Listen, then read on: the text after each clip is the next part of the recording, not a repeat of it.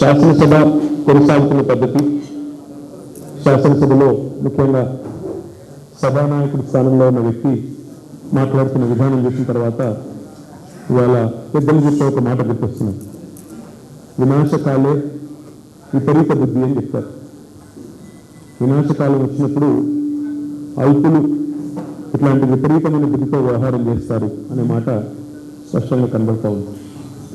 తన ప్రాణాలను పణంగా పెట్టి తెలంగాణకు ఊపిరిపోసిన నాయకుడు, ఉద్యమ నేత శ్రీ కేసీఆర్ గారు. తాను చావు నోట్లో తలబెట్టి తెలంగాణ బతుకును కోరిన త్యాగధనుడు కేసీఆర్ గారు.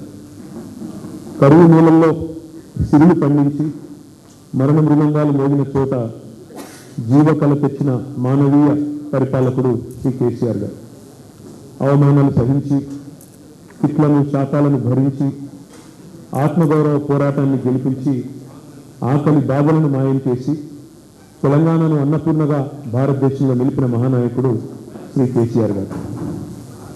ఇవాళ అట్లాంటి కేసీఆర్ గారి గురించి వినాశకాలే విపరీత బుద్ధి అన్నట్టుగా రెచ్చిపోయి వాగుతున్నాడు ఒక అహంకారి. అధికార మతంతో మిడిసిపడుతూ బలుపు మాటలతో విర్రవీగుతున్నాడు. పదే పదే సావును కోరుతూ ఒక రాబందు మాదిరిగా రైతు బంధు కేసీఆర్ గారి గురించి అనరాని మాటలు అంటున్నాడు రేవంత్ రెడ్డి.